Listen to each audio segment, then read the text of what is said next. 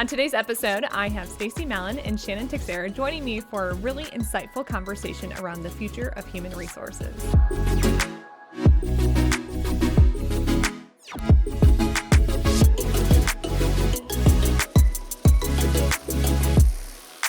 Stacie and Shannon, thank you so much for joining me today. Thank you for having us. Yes, thank you. You both are very active in our local business community, especially when it relates to anything HR related. Would you mind just sharing a little bit more about the organizations that you currently represent? Yeah, do you want to go first? Yes, thanks. So I'm Stacie Mallen. I'm with Execute to Win, and we are a consulting and SaaS company.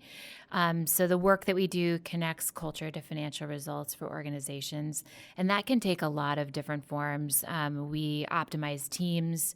We go in and optimize meetings, meet half the time, get twice as much done, and then also coach and mentor the executive team towards really more effective cultural change to deliver better results for the business. That's what I do currently, and just 20 years in the Valley doing human resources for now 10 startup companies and then also a Fortune 50 company as well.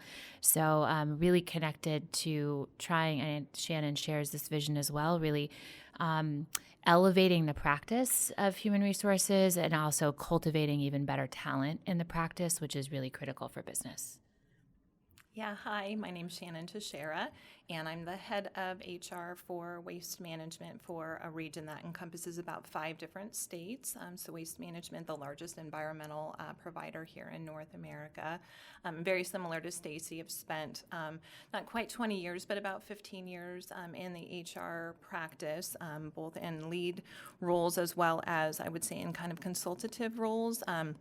And prior to that, spent a good amount of my early career in operations. So again, I kind of take a different lens and approach to the practice and the work that we do within human resources. For our listeners that are still just getting to know AZ BizLink, we really started our organization based on having these conversations that revolved around human resources and the impacts that HR had on organizations. So we're very excited that in December, we're going to host another conversation. Actually, on December 17th, Shannon will be leading this moderated panel discussion in which Stacie will be sitting on that panel, and we'll be talking about the human resources impact on corporate revenue. So would you mind sharing maybe a little bit more? I know you guys talk about this every single day, but what people could expect to hear during that discussion? Sure. Certainly I think it's going to be a different type of conversation, really inviting the idea that human resources as a practice and as a function actually does contribute to both top line growth as well as bottom line, profit. So, I think we're going to talk through some different ideas related to that, and really kind of fracturing the stereotype of the role that HR plays within organizations. And certainly excited to have Stacie on the panel. Just sharing some real life experiences around what that looks like in action. Yeah, I think I always hope to inspire people in the practice to think a little bit differently. And I think about talent coming up through the ranks in the practice because for myself personally, the very first HR executive I ever worked with was not progressive. So I think giving a view into those of us that practice in a different sort of way is really powerful.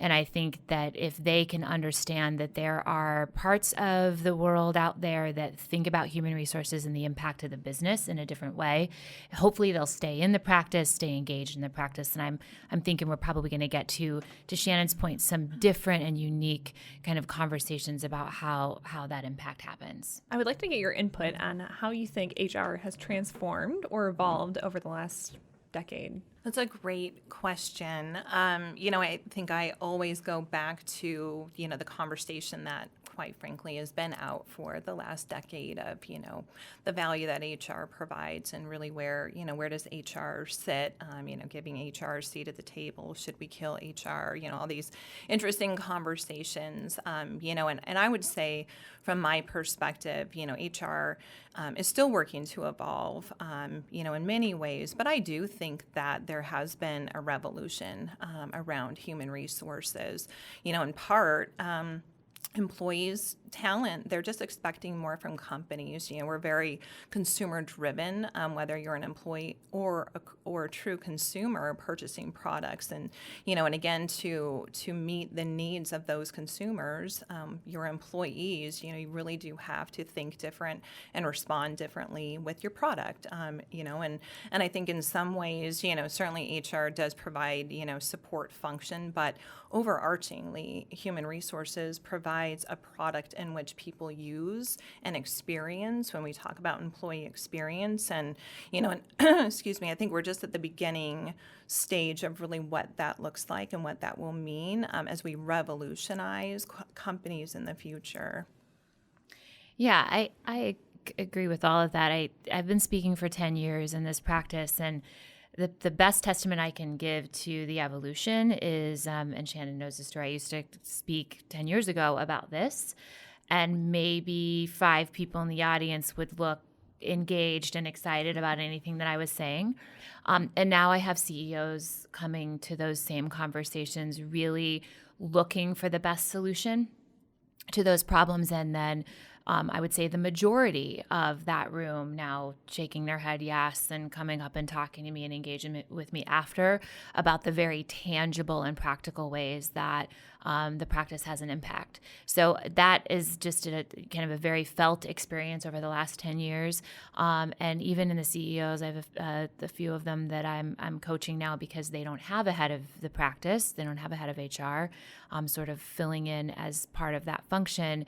And again, I go back to the need is there. C-level executives want this type of engagement. I think the work we have to do is elevating the talent in the practice to fill the need, actually. And I don't want to be continuing to fill those seats, because ultimately having an internal partner that's doing that work is the most valuable place to be as a member of that executive team. But if I go to one more HR talk and have a seat at the table, we're all gonna lose our mind. But it is like this, the new paradigm of that a CHRO, Chief People Officer, is one of the critical components of a C-suite team that provides a lens around everything from client experience, patient experience, if you're in healthcare, is completely dependent on the human beings providing that service. So it's evolved dramatically, and I think I agree. There's just an evolution, whether it's SHRM, National SHRM is going through its own evolution right now, and some of the other things that we're seeing are just, again, more evidence that that's happening. A lot of organizations talk about the employee experience or the client experience, but kind of the trend that I'm starting to see now too is more about making the conversation around human experience. So it's about who these individuals are on both a personal and professional basis, and how HR is helping people even, in their personal lives. What are some trends that you've seen as far as what HR professionals are doing to help employees or team members with that human experience?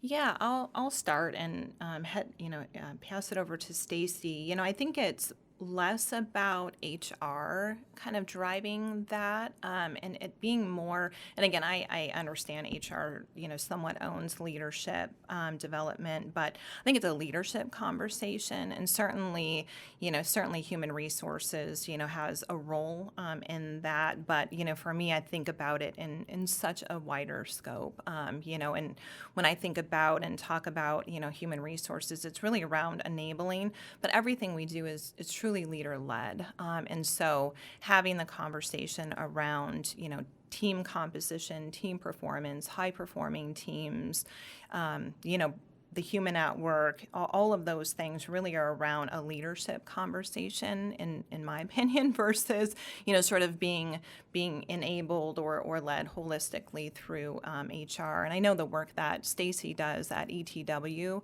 hits right into that intersection. Yeah, I think the best thing for me to do is give an example.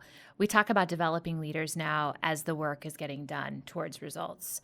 So for years, we've all pursued, go to this conference, read this book, and the books are great. It's data, it's information. It's not a lack of information. I always tell people, it's like, I've been teaching fitness for 20 years.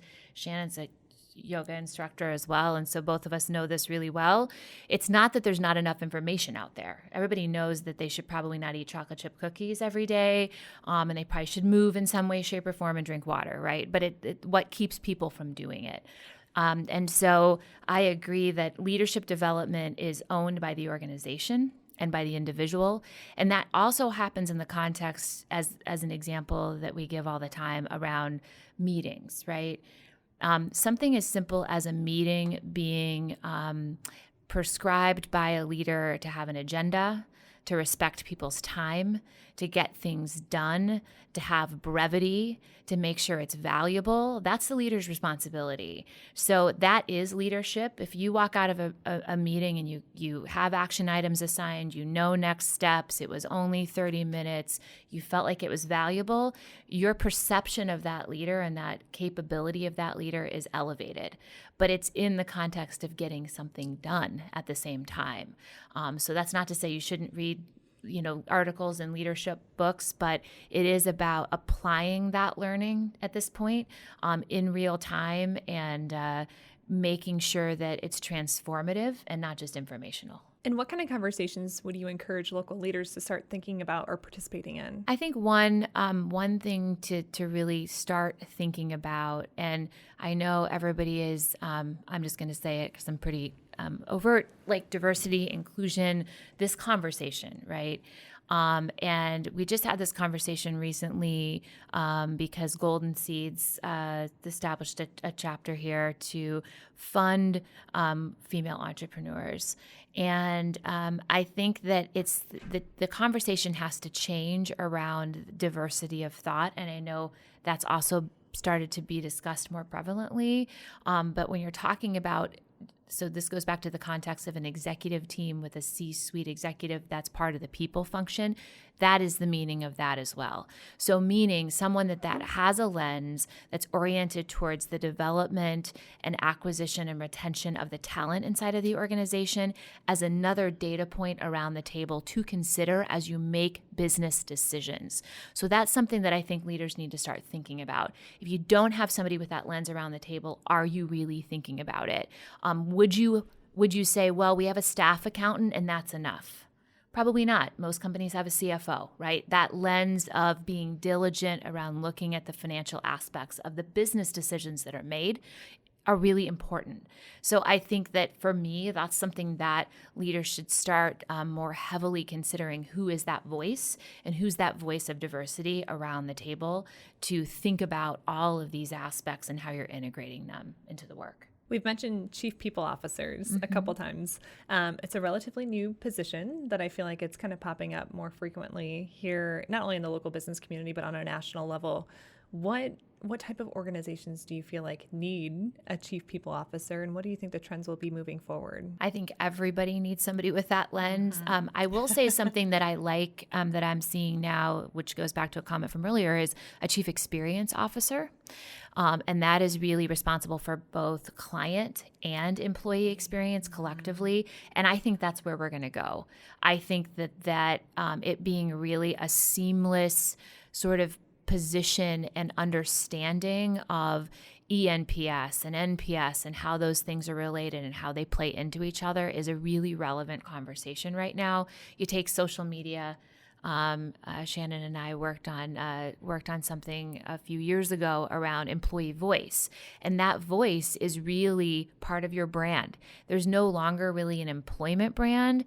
It's all voice, and that voice is just as relevant to employees as it is to consumers. So it's so blended at this point. I think it's hard to tease apart and dissect that. So I think that's where we're probably going. And I think the tactical level administrative pieces, some of it can go to finance and some of it can be outsourced or whatever's smart for the organization, or it can continue to be internalized and used to develop people up through that organization. That's where I feel like the future is going. Yeah, and I'll add, two companies that come to mind who've done it incredibly well are Adobe and Airbnb. Mm-hmm. I think that they were, really first out of the gate thinking about the employee experience, being driven to the outcomes that they were looking for from a customer experience and not segregating, those two components. And it lives and it breathes within the people function. So again, just assimilating technology, assimilating touch points, understanding the employee journey and how that journey truly impacts the customer experience that the organization is working to link. There's absolutely so much information too about, just the business and value proposition of having that. And Stacie's right. When you think of, business performance, and again, I think a critical role that HR plays is really looking at business performance, not just people performance. And where, again, I think there's such a high value of HR as a business partner to the CEO, kind of taking all of those, those facets of the organization and looking where can we optimize. And so when you're thinking about all of that, that's one of the levers in decision making that you're pulling when you're thinking about the things that are going to matter most to drive and optimize performance within an organization. I'm curious, data is something that every company, every business, I feel like they're really taking a hard look at. From the HR lens, what kind of data are you able to offer the rest of the executive team that could help set them up for success? There is a lot of data. And, so I'll just say there's a lot of data, and a lot of data equals noise. And so, Stacie and I kind of joke about this quite a bit because I think data, for data's sake, is data, and it's hard to make decisions. But when you can use data to draw correlations and help to provide a narrative of what that data is really telling us, it provides you insights. And so, I would say my own personal approach is to understand certain data metrics, but to understand what is that data telling us, what's the narrative, and what it's telling us, what do I need to do to respond? Where do we have, a business imperative that we need to be focused on, and to help me to prioritize where I need to be spending time, effort, and energy in the pursuit of that focus. And what I'm really excited about with technology is predictive analytics. I think, again, we're still on the front side of what that will be. But, predictability and volume of hiring, right, of just understanding based on, prior patterns of sales, what sources of talent, what types of talent are we going to need, in 12 to 18 months, again, so that we can just be business ready, which all drives performance and optimization. So this is a big part of my practice now with companies. We track KPIs, but the work is twofold. Many times I'll go into the HR segment of the organization and ask them what their KPIs are, and what is we use a most important number system to create focus. So what's your most important number? And they don't know. I get numbers like 4 because that's how many projects we need to get done. It should be driving revenue. So what's related? What's closest related to revenue? The other time that I spend a lot of time with teams is looking at the bias of data. And so a good example is ENPS. So I've worked with an organization that the CEO responded to every ENPS submission and question in the ENPS survey. If you don't believe that biased your data, that's a really hard conversation to have with a CEO, to say stop responding to everything because it's out of care and concern and obviously wanting for people to be heard. But what it does is create a situation where employees understand that he was looking at all of that data. So then it's inherently biased towards the positive. So just really teasing apart the data, to Shannon's point, to making sure that what you're looking at is actually an indication of the direction that you're going, and also to ensure that you're not inundating the team with data, and so you're creating focus. So things like talent acquisition data, when we tease apart time to fill, well, there are 1,000 definitions for time to fill, and some are meaningful and some are not. So it's not just about having numbers, it's about understanding the bias and the root of those numbers, as well as not having so much, to Shannon's point, that there's a lack of focus. And your number in the people practice should in some way, shape, or form drive a revenue dollar number. If you want to know how to be relevant, that's the fastest way to be relevant. You both are well informed about all the top trends and what's happening, as far as, the HR practice throughout the country. How are you staying up to speed? What resources, what books, what blogs, what conferences, what do you attend, or where do you get your information? It's exhausting, actually. I know. Shannon and I Thinking both back, So I speak at a lot of things. So I'm lucky in, and because I get to attend a lot of different things, and sometimes it's all the same people that have been in a different event I've been at, and sometimes it's different. So that's given me an opportunity. I am constantly now consuming. I have a podcast, The Story of We.me. So that really got me into the space of consuming podcasts in this space, which is great when you're driving around town or driving to a meeting. And they're quick to consume lots of information, and not just HR, but the SaaStr podcast and other business-oriented podcasts about what's trending in business. So I would never tell somebody to just holistically focus on HR. Also, National SHRM. I went to National SHRM this year. I think the direction of National SHRM is going is the best direction that they've had in a long time. So I think consuming that material. Books right now for me, the top 2 books that I'm recommending are The Loyalist Team, great book around team and optimizing team performance through behavior. And the book that I like to give most CEOs is What Got You Here Won't Get You There.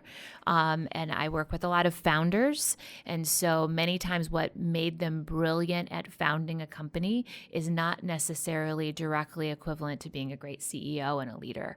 And so that book really is tangible 20 things that are dysfunctions that we see the most common. And those are things you can ask your team. Hey, what am I doing here? Am I doing any of these things? I asked my team that question.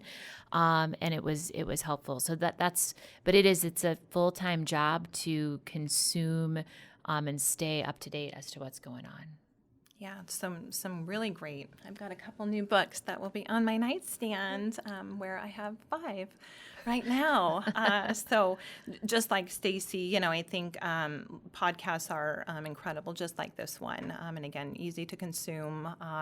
And exactly what Stacie said. I hone into people-related podcasts, but certainly spend time really diving into just business-related podcasts, and even more, psychological-related podcasts. So really have been doing a lot of research around coaching methodologies, social psychology. Just also interesting, kind of on that edge of learning. But certainly, there I think here locally, lots of different events such as Easy Biz Link, where we focus on providing lots of great content for people in very short bite-sized pieces, because again, it's just hard to find the time, so you have to make the time to do that. And certainly I'm an avid reader.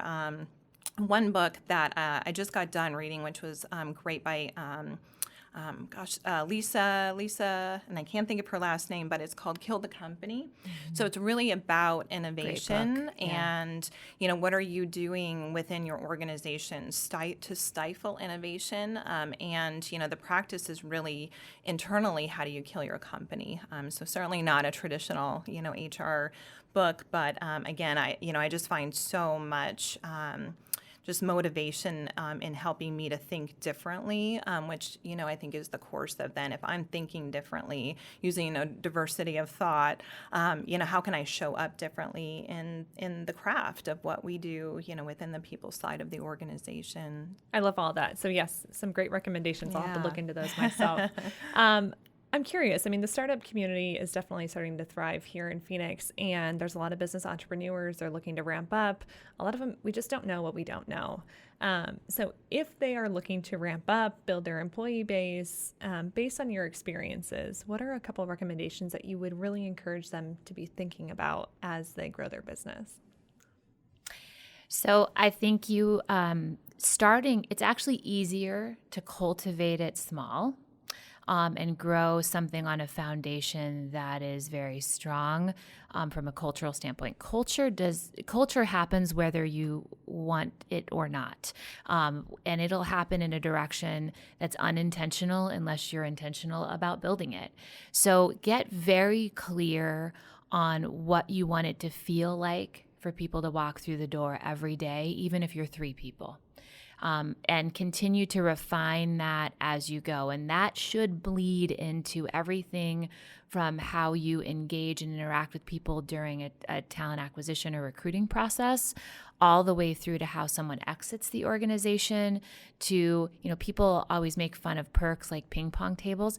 Perks are great, and it actually can help connect people. Wellness connects people inside of an organization. It can solve for kind of diversity and inclusion challenges inside of organizations, because if you're doing something wellness related next to a C-suite executive as a staff level person that you'd never have experience with, those are the things that flatten an organization and provide access. So I think it's been that some of those things have been almost villainized at this point and sort of made fun of. But the reality is, if you're playing a ping pong table game with the CEO, then you're interacting with that person and you start to have a relationship with that person.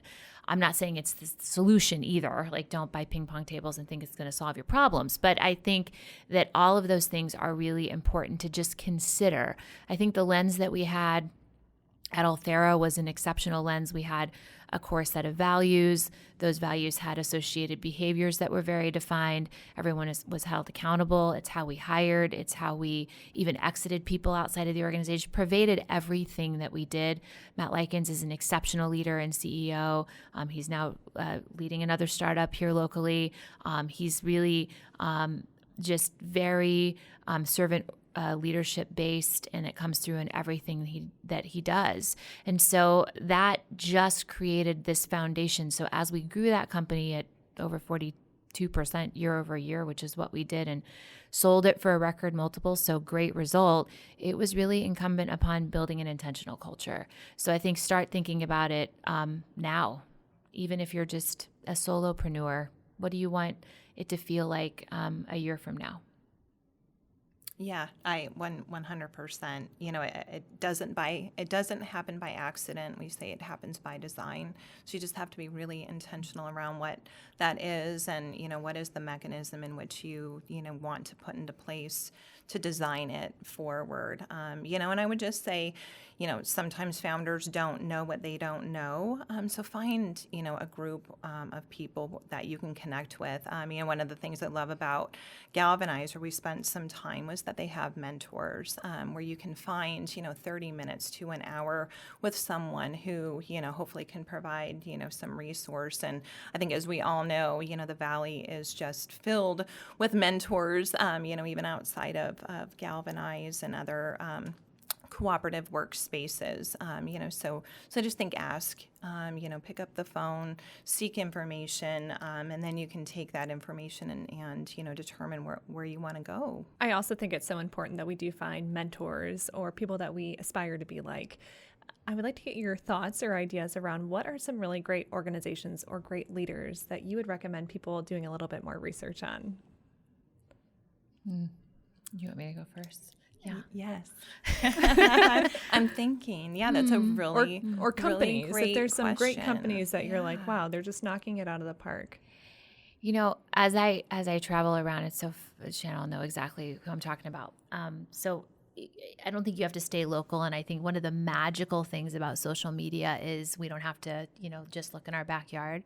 You look at a company now, do you remember the name of it, Shannon? In Maine, in the middle of Maine, it's an veterinary animal health. Oh, yes. I do not recall the name, but anyway, absolutely. So in one of the most unusual places to find an incredible organizational, diverse culture is in the middle of Maine. The largest employer in Maine is a veterinary health company. And the CHRO there is one of the most incredibly progressive heads of HR I think that's out there right now. They're a fairly sizable organization at this point, but it's those sorts of the organizations. And I think one thing we need to do a better job here in Phoenix is highlighting. We always hear about the same company, WebPT. We hear about, and they are great.